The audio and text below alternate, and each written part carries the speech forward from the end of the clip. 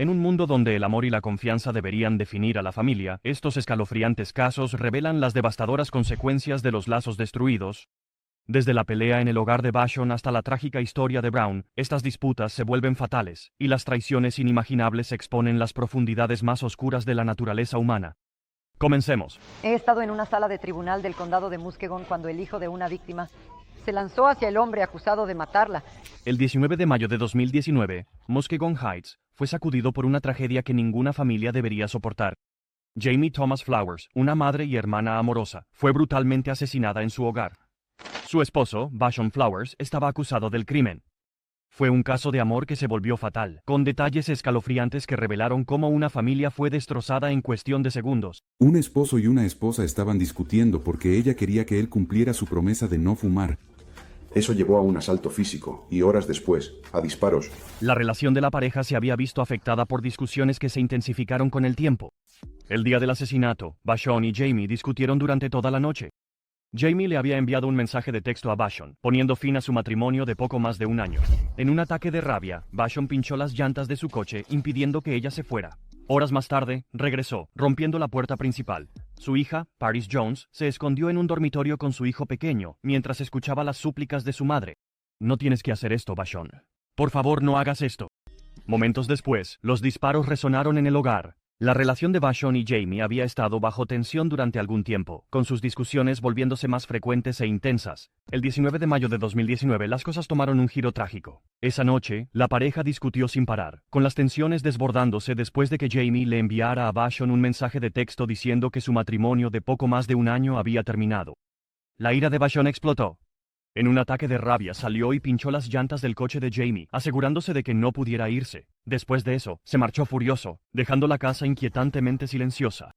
Horas más tarde, justo después del amanecer, Vashon regresó. La paz se rompió cuando él pateó la puerta principal, su ira ahora incontrolable. Dentro de la casa, la hija de Jamie, Paris, se despertó de un salto. Asustada, tomó a su hijo de 2 años y se escondió en un dormitorio, escuchando el caos que se desataba. Escuchó la voz de su madre, suplicando desesperadamente. «No tienes que hacer esto, Vashon. Por favor, no hagas esto». Incluso con amor en sus ojos, mientras te miraba con lealtad en su corazón. Te pidió que no hicieras esto. Decidiste que no era suficiente. Entonces llegaron los disparos, fuertes, aterradores y definitivos. La casa cayó en silencio. Paris abrazó a su hijo con fuerza, su corazón rompiéndose mientras la aterradora realidad se hacía presente. Paris Jones se despertó en una pesadilla el 19 de mayo de 2019. Desde su dormitorio, donde se acurrucaba con su hijo de 2 años, escuchó a su madre, Jamie Thomas Flowers, suplicándole a su esposo, Vashon. «No tienes que hacer esto, Vashon. Por favor, no lo hagas». La voz de su madre resonaba en desesperación. Entonces llegó el sonido de los disparos, rompiendo la quietud de la mañana.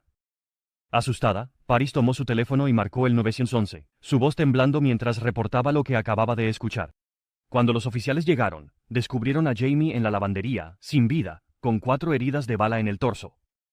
La tragedia se había desarrollado en el hogar que una vez compartieron como familia. Vashon huyó de la escena, dejando atrás corazones rotos y preguntas sin respuesta. Durante horas, la familia y la policía lo buscaron, con la esperanza de que se entregara. Finalmente, 15 horas después del crimen, Vashon se entregó a las autoridades, afirmando que había escuchado, que lo estaban buscando. A pesar de la abrumadora evidencia, Vashon no mostró remordimiento. Mantuvo su inocencia incluso cuando el peso de sus acciones se volvió innegable. Para Paris y su familia, la pérdida de Jamie fue un golpe devastador, y el camino para buscar justicia apenas había comenzado.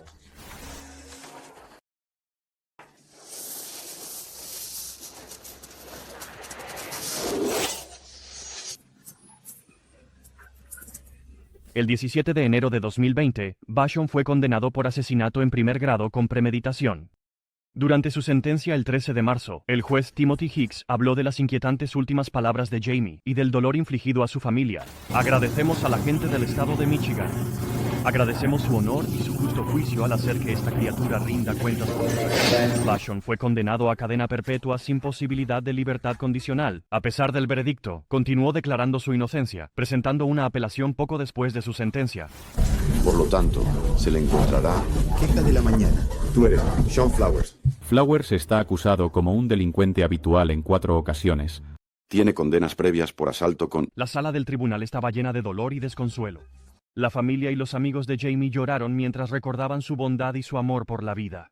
En una emotiva declaración, su hermana preguntó, ¿viste cómo la luz se apagaba de sus ojos para siempre? ¿O le diste la espalda? El dolor de perder a Jamie permanecerá, pero su familia espera que la justicia les brinde algún grado de paz. Aunque se hizo justicia, la pérdida de Jamie Thomas Flowers dejó un vacío irreemplazable.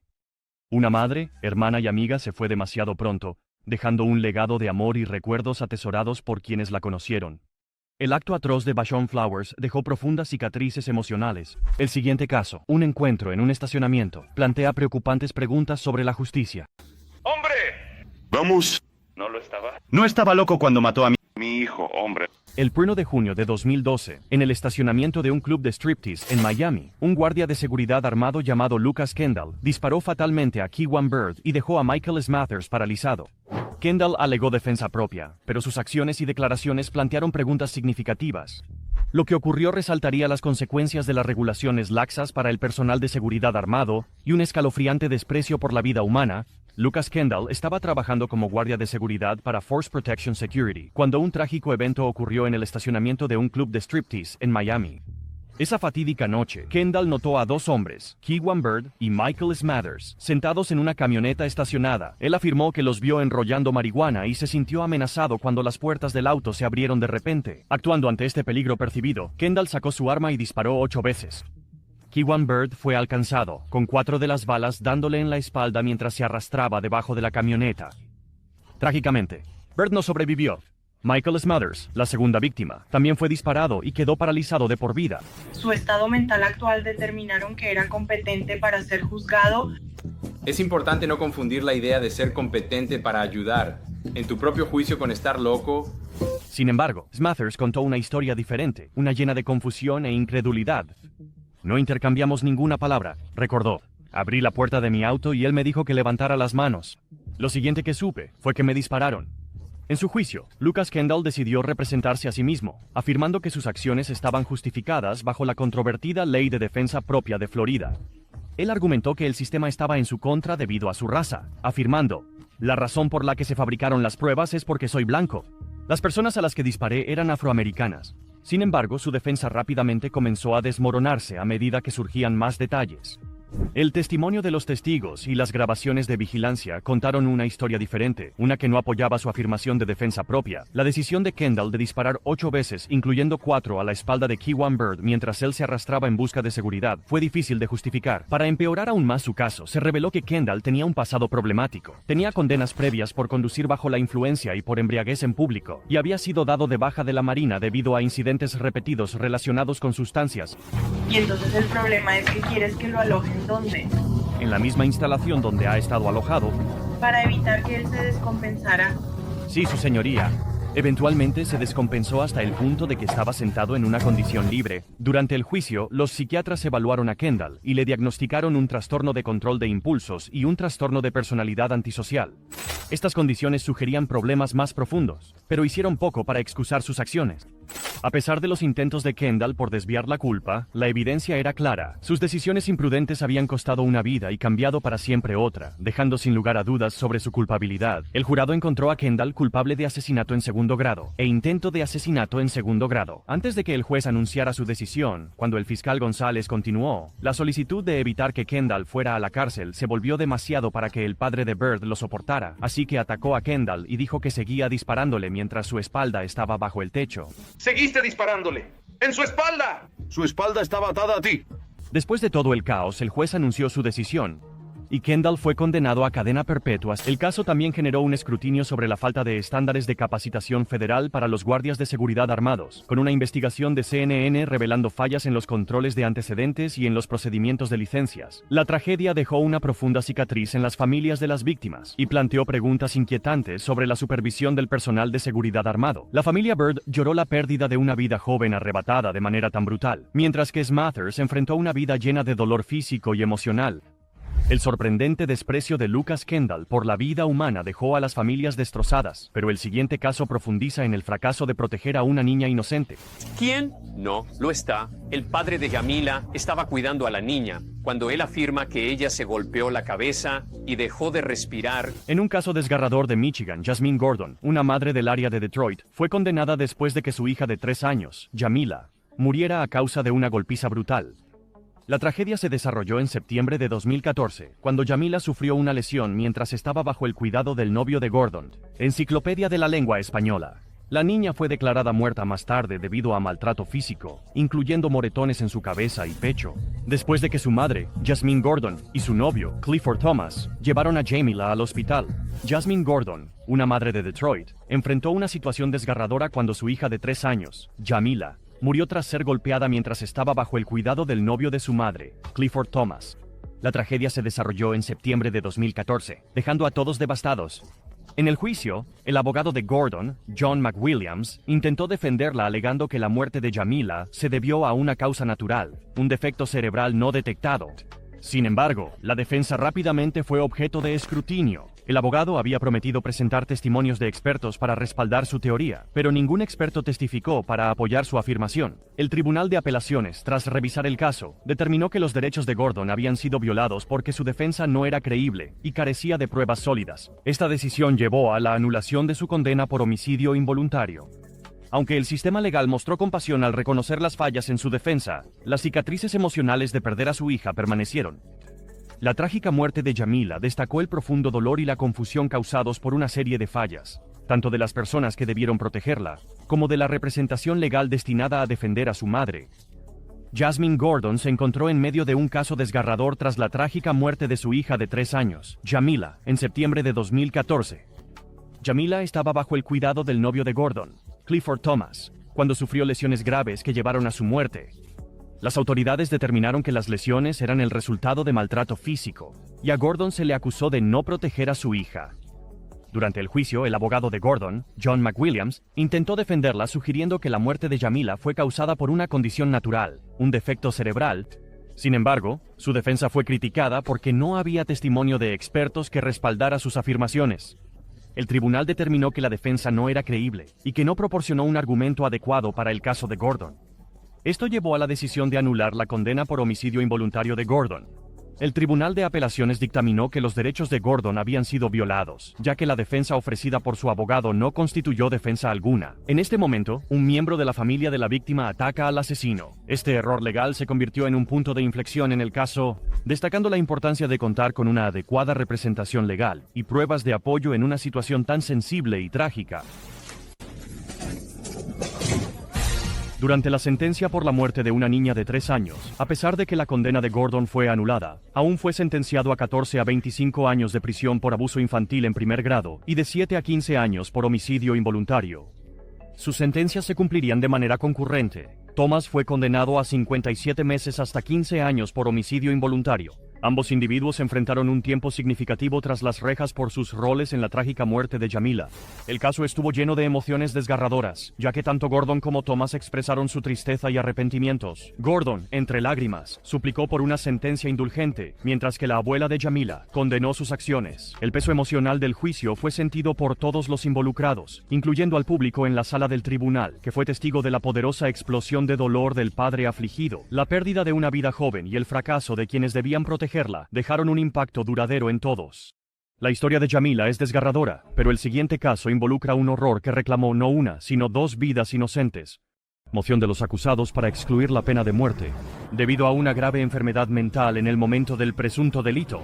El 5 de diciembre de 2020, un crimen horrible se desató en Walnut Hills, Ohio, sacudiendo a toda la comunidad. Deshaun Brown, un hombre de 23 años, fue acusado de asesinar brutalmente a Natasha Latimore y a su hijo de 3 años, Nilo. Los detalles del caso eran desgarradores, y la búsqueda de justicia se convirtió en un doloroso viaje para la familia y amigos de la víctima. La historia de Natasha Latimore es un relato desgarrador de pérdida y tragedia. Natasha era una joven con un futuro brillante que era amada por su familia y amigos. Su vida fue trágicamente interrumpida en su apartamento, donde fue encontrada tras sufrir una herida fatal. Lo que hace que esta historia sea aún más triste es lo que viene a continuación.